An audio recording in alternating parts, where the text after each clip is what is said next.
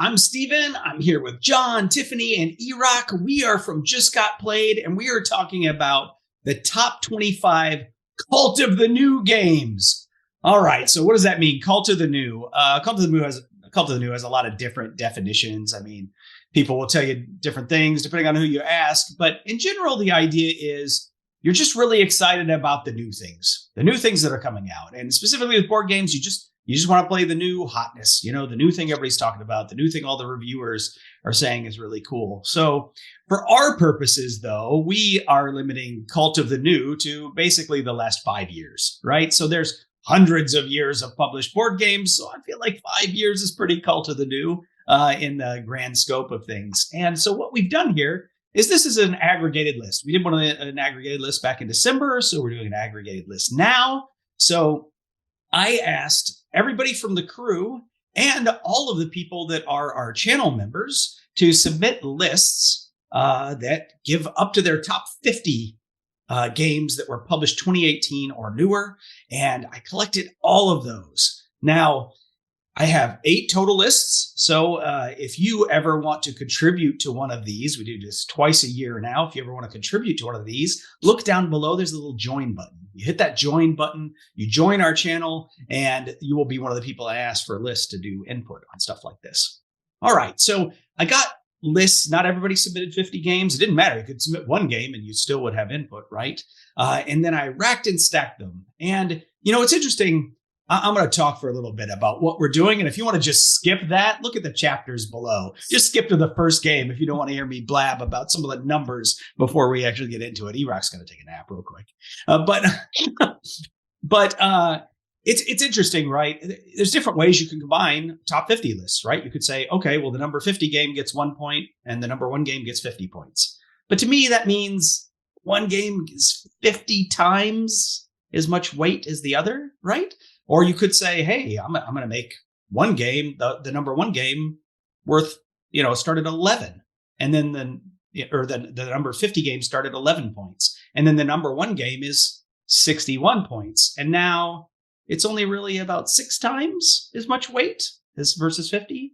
So anyway, I adjust the numbers, and my numbers may err a little more on the more people that mention a game makes it rise up the list versus how high it is on an individual list. So anyway, that's just a little note about what I think about when I'm messing with numbers.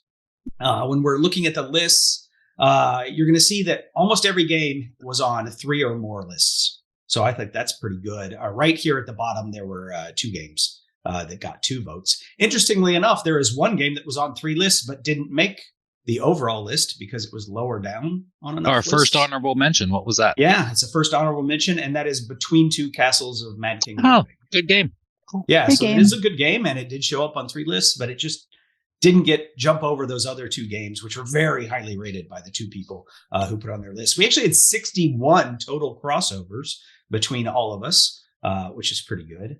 And I'm going to tell you what years, the distribution of the games per year. So interestingly enough, 9 of the games came from 2018, which means when we do this again next year, that's 9 games that are automatically disqualified for being too old, not Cult of the New enough. 2019 had 9 games. 2020 only had 1 game. Not a good year, maybe? I don't know. 2021 had 3 games, and 2022 had 3 games as well. No games from 2023 yet. So, and you'll see there's a few games where you could play. None from this year, huh? Not yet. There were some games that you could sort of play with what year you put that game at, but I'll talk about that when we get to those, because I'll mention when these. Is it the Essen debut, when the reviewers get it, when the Kickstarter ships, when it goes retail, or when the reprint hits Kickstarter? Yeah, the reprint. There definitely have been some games reprinted recently that are just straight reprints, but they're nice new versions, and they were eligible. I mean, people can put whatever they want. And I was just going by the year on Board Game Geek, right, to disqualify anything. And there were some games that got votes, like, spoiler, Raw, the new special awesome edition. Yeah, that's It awesome. didn't make the list, even though it got some No, votes. it Yeah. should not make the list. That game is old. That is your grandfather wearing a new suit, is what that is. Hey, man. I can vote for my grandpa if I want. I voted for Steven's grandpa too. It's a crossover. Don't take my derision the wrong way. I love Raw. It just does not belong on this list. Okay. There's I guess I should make one more honorable mention, because our number 25 game that I swear we're going to get to here in just a second. We're actually going to cover numbers 19 through 25 in this list. It actually got pulled onto the list because I did disqualify a game. I disqualified the game that by points ended up at number 19, and that is Murder on the Cosmic Express. And that is because I designed that game, so a lot of the people here have played that game. That's a little unfair advantage, I think. So I disqualified my own game. So journalistic integrity. Journalistic integrity. I was not paid to put any of these games up, and none of them are published by any of our crew. I don't think. No. All right. Well, are you ready for number 25 then? No. Wait. No. Yes. No, let's blab some more first. Yes. All right. So number 25 is, it's not a reprint, but it's definitely got some theming from some previous games. And it is from 2021, and it is Terraforming Mars, Ares Expedition. So I will throw it over to John to tell us a little bit about that game. I think one of the biggest games that's hit the industry in the last 10 years has got to be Terraforming Mars. There were some mechanics in that have resonated. So many games have taken notice of it and copied them. They've had expansions and different versions, and Terraforming Mars just feels eternal at this point. So when they made Ares Expedition, they actually addressed the core problem that a lot of people have with Terraforming Mars, is that it can take forever. So they took a game where you're having to wait everybody's turn, and they made it synchronized. You're doing it at the same time, Race for the Galaxy style. And that one change reinvigorated Terraforming Mars in a way that it's now back in people's consciousnesses of like this game, instead of other games that have kind of copied it and maybe done some things better with it. I still own the original. I own Terraforming Mars, Ares Expedition, and all the expansions. It's just a system that me and a lot of people can't seem to get enough of, and Terraforming Mars cuts a lot of fat away from it. There's a little bit you lose in the process of that, like the map and vying for control. Overall, it really cuts a lot of playtime out of a game, and now you can do it in an hour and a half and get the same feel for it. And it just really is a fantastic game because of that. So a reinvigoration of the formula does make it cult of the new, and that's Terraforming Mars Ares Expedition. Yeah, I agree with John, right? I have Terraforming Mars, and I have Terraforming Mars Ares Expedition. There are different games you want to play for different reasons, but Terraforming Mars Ares Expedition is definitely stealing playing time from Terraforming Mars for me. And it's also stealing a lot of playing time. In fact, I'm not sure I've played Race for the Galaxy since I got Terraforming Mars Ares Expedition. So, you talk about a game that is standing on the shoulders of giants. Really, really like this one. And I'm glad to see that it made the list. All right, let's move on to number 24. So number 24 is from the year 2020, and it comes from a strong IP, and that is Dune Imperium. And I will throw that over to Erock to tell us a little bit about how that game plays. So first of all, it is obvious that not everybody has played this game, because this game should be way higher, I haven't played it. Higher on these lists. This was my number 2 overall for this list, Dune Imperium. I think it's absolutely fantastic. I think this is the best game to come out in the last 5 years or so. I can think of a handful of games that it will compete with for that title, and it was just behind what was my number 1, which I'm hoping we'll get to talk about at some point, because everybody's just insane now. I guess we'll find out. But the brief in the nutshell is Dune Imperium is it's a game of guys on a map, but not really. It's more of a worker placement on a map, and then at the end of every round, you have a battle. And the battle's not like you would think of it for a normal war game. I'm not rolling dice against you and whittling down troops and all that. part of the game itself is, well, first of all, the backbone of this game is a deck builder, and the deck builder fuels all the worker placement things that you do and the battles themselves. So when you're getting the cards to add to your deck and therefore your hand, and as you go, you kind of craft it to the way you want it to be. And one of the ways that you can craft it is to be better at these battles in various ways. I can go to the map to get more soldiers in the battle, or I can have cards that activate at the end of my turn that make me better in these battles. But generally speaking, the battles are incredibly important. One of the absolute things I love about Dune Imperium is the fact that it is a race game. It is a midweight Euro, but in a nutshell, it's a race, because it's whoever gets to 10 points first wins the game. Or if that happens, by multiple people at the same time, whoever has the most points. And I'm sure there's a couple of tiebreakers, but I don't think we've ever needed a tiebreaker. Somebody has outright won this game every time we've played. But again, it's really a race to 10 points. And generally speaking, and it's also capped at 10 rounds. I've never seen the 10th round. But when you set the game up, you put these, it's like a little deck of 10 conflicts that are going to happen during the game. And every round, you're going to flip one of them over. And generally speaking, about 80% of those are points. So if you win a bunch of these battles, it really sets you up for the points race. Meanwhile, there are other ways to get points, and they're spread all over the place. You can get points on the map. You can get points from your reputation with the other factions. You can get points in all these different ways. You can just straight buy point cards. There's just many, many ways to try to make this engine work for you so that you can get the points that you need to win this game. I absolutely love it. I think it's fantastic. I would play this at the drop of a hat. I think it's absolutely genius. That's funny because I haven't played it. And John and I are actually getting together this weekend to play some games. And the main game we're going to play, I put out a list. I was like, how about this game, that game, the other game? Dune Imperium was on that list, but it wasn't Cult of the New enough. It wasn't new enough? It got bumped because we're going to play Earth. Well, that's newer for sure. Yeah. Yeah, it's Cult of the New. So I wasn't paying attention. You're middling on it, Erock, is what you're saying? Yeah, I don't like it so much. Right. Could take it or leave it. This is an interesting. I think Steven and I are the reason it's not higher on this list, because I've played it, supposedly. My wife tells me I have. I don't remember the game.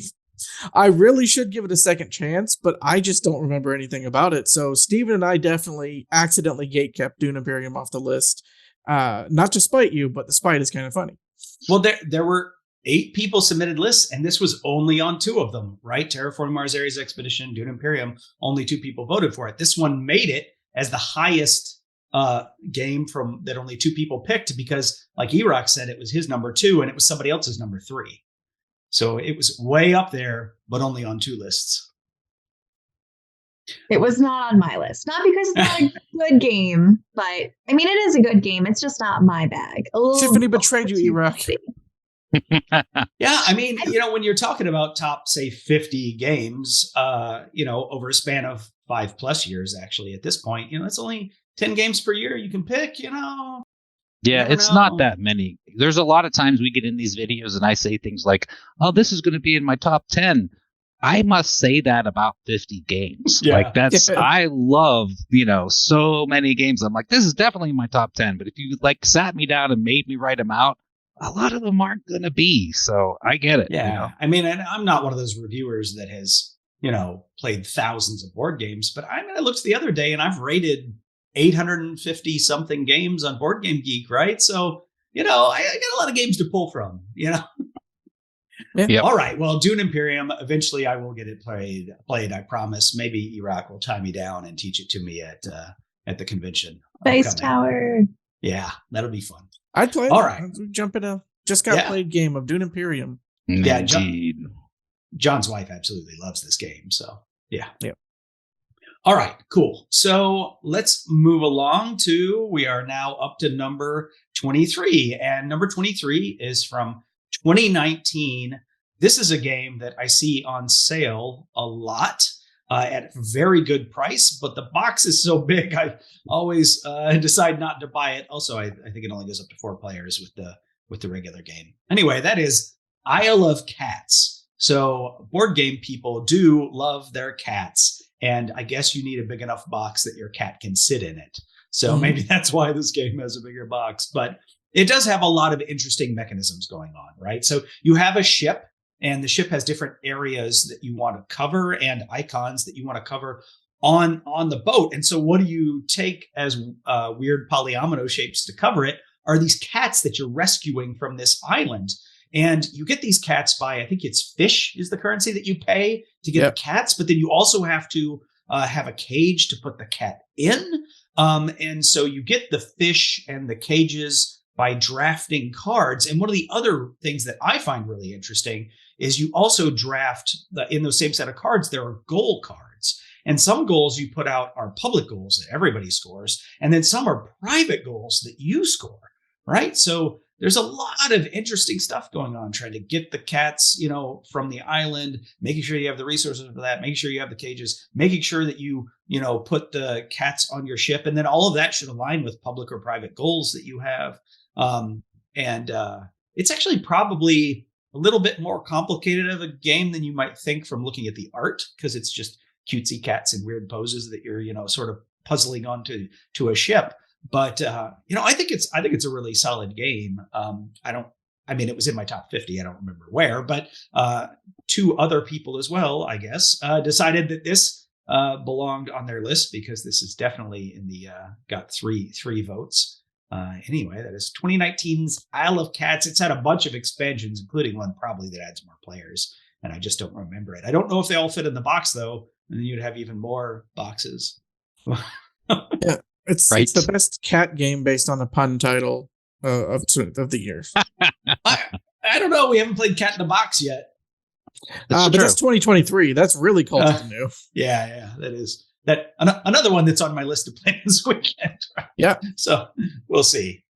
All right, cool. So the next one is one. So I mentioned in the intro that there are games where you can sort of play games with what year they were published, because publishers will make a game and then they'll do a slightly different tweaked, newer version another year, or a slightly different theme another year, or whatever. So here is a game that has had at least two other versions of it come out since it was released in 2018. And that is, at number 22, The Mind, which some people say isn't even a game, but I disagree. It's an activity, supposedly. Yeah. It depends on your definition of game, I guess. But I will throw it over to Tiffany to tell us a little bit about The Mind. All right. So The Mind is an activity where you take a deck of 100 cards and following based on what the rules tell you to do, everybody gets a number of cards and you get a stack of resources. So that's like turn 1, you might get 1 throwing star, and then turn 2, you might get a bonus life and a throwing star. So when you pass the level, you get those resources to use in the future. The throwing star will help you as you play the game. It'll help you kind of decide what you're going to do next. It's a vote that everybody does to use it. And then I think the life is just an additional life so that you can live longer. But what you do is you just get these cards and they've got a number 1 to 100 on it. And you might have 3 cards. Everybody might have 3 or 4 cards. And you start with you have your hands and you're not allowed to talk about what's in your hand. You're not allowed to say anything that's like game related. You're allowed to talk about the weather, but you're not allowed to have any table talk about the game or what's in your hand. But everybody has to, without talking about the game, lay the cards down in succession. So whoever has lowest card has to lay it down, and then whoever has the next card lays it down, and so on and so forth until everybody has laid all of their cards down and the numbers are in order from 1 to 100. You have to do it by just guessing silently. I spend a lot of time just staring at the other people, kind of like very slowly moving my hand to the middle to give everybody plenty of time so that nobody can say, why did you do that so fast? You went to 47 so fast. And some people say that's cheating. Really? Well, Because they can say communication. Well, yelling at somebody when they make a mistake isn't cheating. That's part of the game. Because what she's saying is she plays the 47 and someone's like, I had a 12. And you're, why didn't you play the 12? And then you start slapping people. But sliding your card in really slow. Some people say that's communication, and that's not how you play the game. So, but everybody has their own meta. Those people we don't invite to the party. Yeah. Yes, I wouldn't play that. indeed. People are not my game group. This game, Hanabi, you're never going to play them 100% with no cheating. You got to try to make sure people aren't doing it overtly, but that's kind of part of the fun meta game of people doing silly stuff like setting their card down and putting their arms up like, I'm not playing anything for a while. Like That's part of the game, cheating, yes. But it's just I'm not playing. I don't care. I'm not doing Look at me. And then I'm you not get playing. the three-way standoffs because someone's got an 87, 90, and 91, and it's fun.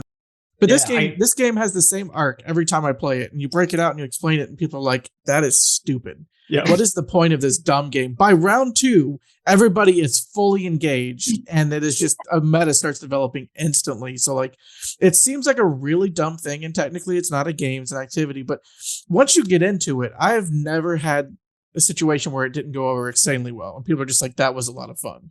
Because it gets you out of your comfort zone, and it's something new. For sure. I play this with all sorts of friends, like wide age ranges. It doesn't take a long time to teach. It's pretty fun. I have heard about one situation where somebody played it with their family member that just didn't get into it, and they like got up and left the table like to go fix a drink. And we heard about a couple like they just played on their phones. Like that's not the point of this. No, the point is everybody to get has to in put their the phone meta. down. The point is that when you really do this, when you really do it, when you get into it, you actually as a group start like coming together. And it's kind of an amazing thing, really. I have to say though, you guys keep saying activity. It has rules. You can win or lose, and it has meaningful decisions. That makes it a game. We're speaking to the naysayers. I think it's a game, but if somebody argues it's an activity, I'm not fighting them hard on it because honestly, it's on the line. It really is. Yeah, right. But whatever, you'll have fun. It's still fun. It's fun either way. Speaking of Dice Tower Convention, there's always a table in the hall where people just throw games. It's just like, these are free. Take these. I don't want this anymore. I was walking by one morning and the Mind was sitting there, and I was like, this game is ridiculous. I'm going to take it home to my kids. Who were maybe 7 or 8 or something at the time. And so I did. And they were like, just like John said, they're like, what? Huh? That's dumb. And then you play it. And then it's like, everybody has 3 cards and we've played up to the 47 and there's just 2 people and one has like the 91 and one has like the 97 and just staring at each other for a long time, You get people mad. You're like, fine, I'll play my card, but don't blame me when it's not right. Yeah, you say no communication, but you get that all the time. Like, I'm going to play this, and you're going to see you're dumb, and then you play it. It's like the 91, and they're like 94, and you're like, damn it. I wanted to lose to make my point. If somebody does what Tiffany does, and they're just inching the card in, what you do is you take your hand back, and you're just like, you give them the warning. You give them the warning just in case. Really adds a little element to the game. Yeah, I mean, you can tell just from how much we're laughing about this review about how ridiculous and fun this game is, right? Yeah, absolutely. All right. Well, that was number 22, The Mind. Maybe theoretically will drop off the list, but there is The Mind Extreme, where you play the cards face down, so you don't see the number on them. And then there's an even newer game, which I can't remember the name of, but it's sort of like The Mind Extreme, but then somebody's the seer who can peek at the cards or something. Like, I don't know. They've gone way off on tangents for this game, but I haven't been interested just because the original is fine with me. So anyway, number 22, The Mind. All right, so number 21 is from 2019, and this is a game that has a ridiculous component because ridiculous components. Because the ridiculous components were chosen before the game was even made, possibly designed. And so I'm going to throw it back over to Tiffany, our resident ridiculous component expert, to talk to us about Tapestry.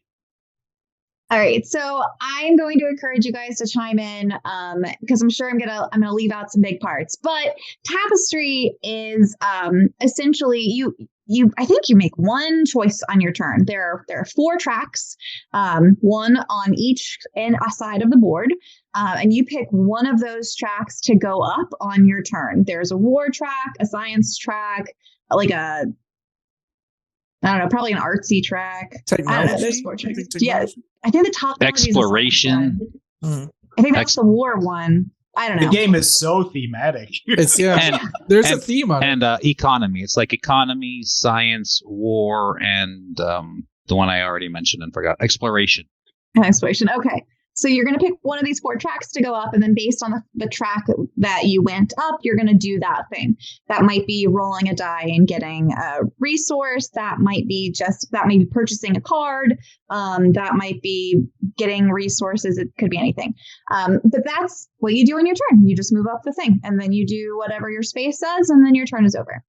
And then in front of you, you've got a little map. And it is like it's a 9x9, or it's like 3x3, or it's like a tile of 3x3s that you're filling up with buildings. And the buildings that you're filling it up with, those are the overproduced, wonderful components that Stephen was talking about. It's got really big, heavy pieces that go onto your board, and you get these through actions in the game, and you place them in your little town, and then you're building that, and you're trying to cover rows or lines, columns or rows. You're trying to fill up the 3x3s so that you get income or resources every round. But that's how you generate more, is by filling up this map that you've got in front of you. And so your decisions are, fueling like, okay, am I going to work more on my map, or am I trying to work up the board? There's another map that in the middle of the 4 tracks that you're going up, there's a map of territories that you can try to dominate and get the resources from and get points from that. So there's a lot of decisions that you're going to make, but it's just a really fun game. It's got great table presence. It looks really nice once you've got it out halfway through the game. You're like, man, this looks good. But it's a lot of fun, and it doesn't take, from what I remember, it doesn't take too awful long to play. It's not super cumbersome. It doesn't overstay its welcome. Indeed, yes. On BGG, it should be re-implemented by Foundations of Rome, because it's that same concept. The buildings are so extravagant and ridiculous, and you're just like, you don't need this. You don't need them at all. What's the point of it? You don't. It's just a little polyomino game going on as kind of a sideshow in this whole game, but it does look fantastic. It does. It's overproduced, but it looks good. I'm going to be honest with you. I love this game. I can't even come up with a reason. Thanks for not lying about it. Yeah, indeed. I'm just saying, I can't even come up with a solid reason why. Like, I can tell you why I love Birmingham. I can tell you why I love, Dune Imperium. This, I don't know. It's just fun. I have a lot of fun playing this game. It kind of lies to you right from the start, because it seems like this really intense and in-depth civilization game, but no, not really. Like, you just kind of got to accept that it's kind of just the paint on this thing, because it doesn't make sense. I could get the radio in the very first, like, Stone Age era, and then writing in the technological era. Like, none of this makes any sense. But the game is so fun. That's it. I'm going to go up this track. That's it. Your turn. So I have a reason for you why you wouldn't like it. And let me say, I like the game. I really do. I love the core mechanics of this game, but there's one thing that ruined it from me. And I haven't played it since my initial 3 playings. And it's the balance of the player powers. I've heard they've done a lot of errata. They have done a lot of work to balance. So it's another game I want to retry at Dice Terracon this year, because I really do enjoy the game. But when I played the game, I had a character that was literally like, every 3 times you go on the track, you get half a ham sandwich. And the guy to my left was like, you start the game with a Rolls Royce and a baseball bat. The balance of the player characters on launch was so egregious that there was 3 or 4 that, if you got them, you could not lose the game. They were just that strong. So that soured me on it initially, because I loved everything else about it, but that balance was so poor, I could not do it. But I understand. If I played it not with the balanced characters, which I want to, I think I would enjoy it a lot more. This is one of those things that I don't want to go off on a whole other separate discussion here, but it comes down to how many plays did you actually get when you were playtesting it? You know what I'm saying? And Yeah. I'm not trying to criticize anybody because they probably put a lot of, this is Stonemaier. I'm sure they put a lot of effort in playtesting this game.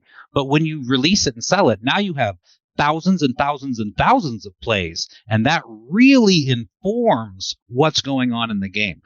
To me, this is very similar to Terra Mystica. I feel like it's like, all right, these are not the same game at all. But Terra Mystica went through that same kind of evolution where when it first came out, it was like, wow, what a great game. But wow, this is so unbalanced. And then over time, because there were thousands and thousands of playthroughs, they could really hone in that balance and make a really good game out of it. And I think this is very similar to that. Yeah. So I would love to try with the updates. Absolutely. Because it is under the mechanics of it. It is a solid, fun game. All right, cool. Well, that was number 21, Tapestry. So let's move on to number 20, which we're going back to 2019 again. And this game, I don't really have a whole lot to say about it. I played it one time, but not even sure I actually played it properly. And that is Res Arcana. So I will throw it over to John because I know he's a big fan. I've had the fortune of playing a lot of games with Steven that he absolutely loathes, and this is one of them. I don't loathe it. on the way out the door, he tripped me. He's like, well, that's true. No. It didn't go over well with our play of it. Because here's the problem with Res Arcana. I love the game, and it's not balanced. Same problem. I can get a combo going that I'm off to the races. I'm playing my own game. I'm 7 points ahead of you, and there's nothing you can do about it. And that exists. Those games will happen, and that's very unfortunate. But when it does play well, when it sings, and when it's kind of a close race, I really love how all the mechanics mesh well together with it. You get a starting mage, you get a starting set of resources, you get a starting hand of cards, like a deck, and you draw stuff from that.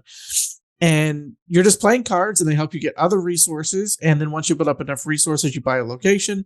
And then those locations have active abilities on them you use to generate more resources and points. And it's really quite a specific engine builder. And there's just dragon cards in it, but the dragon cards attack people, so the direct conflict people don't like. And there's combos in it, but if you get the right combo, you're unbeatable. And it's one of those games where you have that kind of feeling when you start playing it, like, what kind of game am I going to get this time? And it's a game, I think it's the game on my list that I've had the most times where I teach it and it does not go over well to the ratio of times it does go over well. But every time I play it, I really enjoy it. So it's one of those games like Pearlbrook, Everdell, that's really hard to get to the table, and I cherish every time I do because I really love it. But when someone doesn't enjoy it, I understand exactly where they're coming from. Yeah, I love this game. Oh, sorry. Well, that play of Res Arcana that I had with John that he's talking about. I'd never played the game, so I just really early on I had something that gave me some benefit, allowed me to get a dragon out or whatever, right? And so now I have this dragon out, and I'm basically just screwing everybody else at the table, right? Like I'm just knocking down their resources, slowing them down, keeping them from doing what they want to do. But like I have to do it every turn because I spent time doing the dragon instead of some other engine component to benefit myself. And, eventually the game was just dragging because of my dragon. Eventually I just stopped triggering it because I was like bored of triggering my dragon and making the game drag on. And I think I still finished second. It was dragon. Yeah, it was dragon from my dragon. And yeah, and it's just, I don't know. It was, that part of it was not fun to me. Like I don't mind, games that do sort of player interaction, direct attacking, depending on how it's done. And I just didn't think it was done well here. Like if this game didn't have the dragons in it, I probably would have liked the game a lot more. There's a lot of things in the game, though, that you just have to ignore when people attack. So I think it comes down to what John was saying. Like there's just sometimes you have a bad game. You have a bad deck of cards. You just can't do anything with it. That's just the way it goes. I think this game is very Tom Lehman, really. I feel like it is very, very much Race for the Galaxy.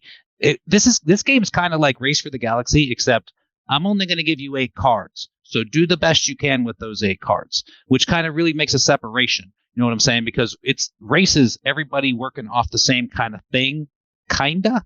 Or this, you're totally out there on your own. And if you don't have the right set, you don't have the right set. I think it's exactly like you said. But I think those those games are few and far between where somebody's off to the races or somebody's totally hamstrung. And a lot of the times it's somewhere in the middle. And I agree with you. I think when it's somewhere in the middle and you have a close game, I think this game's fantastic. It's just Absolutely. so tight.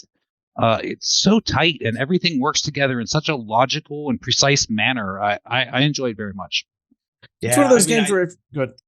Yeah, I mean, I was gonna say, I like I said, I think I would probably enjoy this game if I had a different playthrough of it. But it was just that, and it wasn't that it was so combative or attacking or anything. It's just that because of that, the game took probably 3 times as long. Yeah, that's part of this. Is this should only take 15 or 20 minutes. You know what I mean? This should be like Race, where if you got a bad draw or whatever, don't worry about it because in 15 minutes it's going to be over and you move on to the next game anyway. You know, but if you get caught in an hour and a half of this, that's a long time with a bad run of cards. It's like Spades. It's one of those games that's very niche and very complicated. So the only people that should play it are the ones that know it and really enjoy it. But if you got a 4-player game of this with people that really know and enjoy the game, like you said, 15 minutes, crazy stuff's happening, it's super fun, and then it's over. You know, but if you get 3 dragons on the table and 2 players that have never played it before, it can be a bad night. So love the game, understand the flaws, but it is still a super fun experience. Well, I don't know if it was on Erock's list. Obviously, it was up on John's list. And I know that one of our channel members had it up there too. So that is why Res Arcana is up at number 20.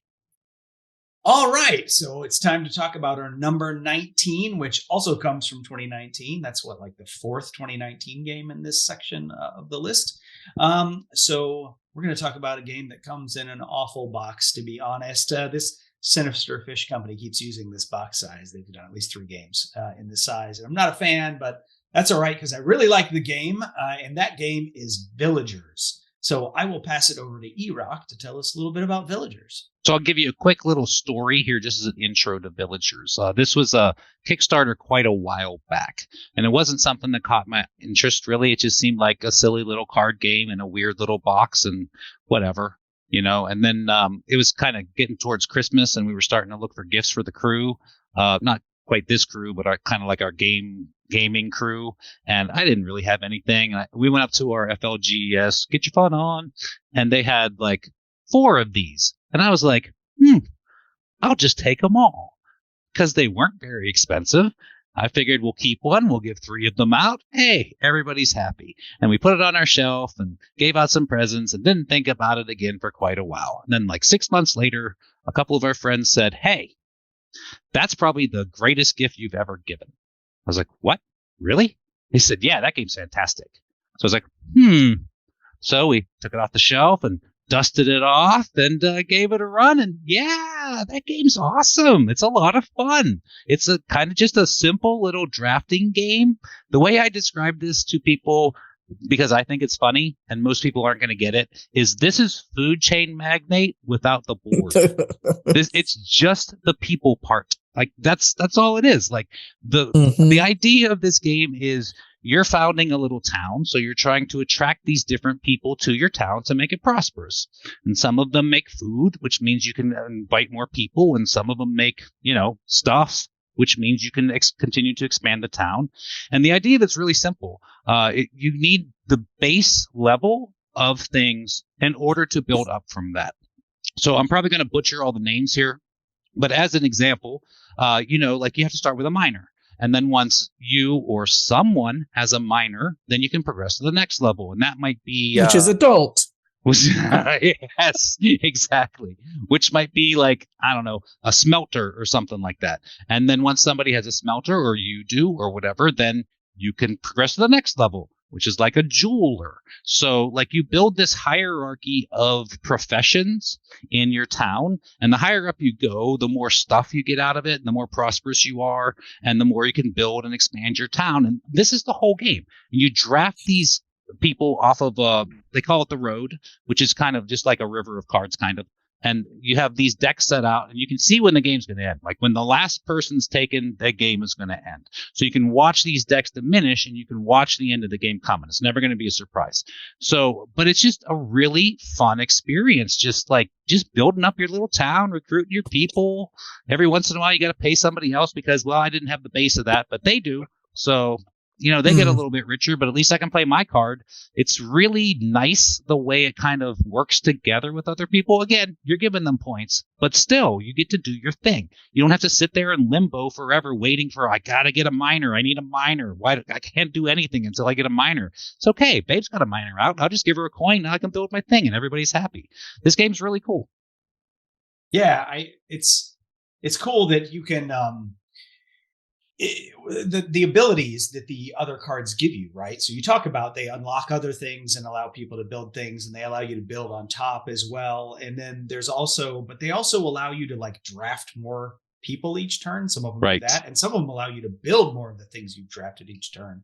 And there was a little bit of a it was a little bit OP in the base game, getting the building right, because there wasn't maybe enough of those to go around, and getting cards down, of course, is how you win the game. But in the expansions, they've done some things to mitigate that, right? They've given you some other options for ways to get additional builder stuff out. So that's an interesting thing if you haven't looked at any of the expansion stuff that they have. They've got a couple of different. I don't know if there's like one sort of big box expansion and then like a promo pack sort of thing, a smaller pack. I can't remember where I got all the pieces parts, but they all still fit in the main box, which is nice. So yeah, I think we played this maybe on a cruise one time, John. I think we broke this out just right in the beginning when the library wasn't even open yet for the gaming cruise. And so we just threw it on a table right there in the welcome room and started playing it. And everybody I play this game with enjoys it. It's not that hard to teach. If you're a gamer, you're going to understand it really easy. But even if you're not a gamer, it's not that bad. And, most of the time when you want to do something, like you said, it's like, well, this card, somebody has to have a carpenter so I can play this card. It's like, well, I don't have it. Oh, but John's got it. I'll just pay John. Or, you can even pay the bank when nobody has it to get it out too. Right. So, yeah, it's cool. It definitely still has that sort of element when you're like, I'm building to this 5 chain, because I started the game with like the jeweler or something that's at the end of a 5 chain. You're like, I'm going to get there. Build, and you just the 4th, you can't get the 4th thing, and you're just like, is it going to come out? Is it going to come out? And there's some other like special cards that can take place or whatever. Like there's a few ways to mitigate it, but sometimes it's just like you wanted to do this thing and it's just not happening. Sorry, but it's a quick game, so that's okay. Yep, absolutely. But, yeah. So there you go.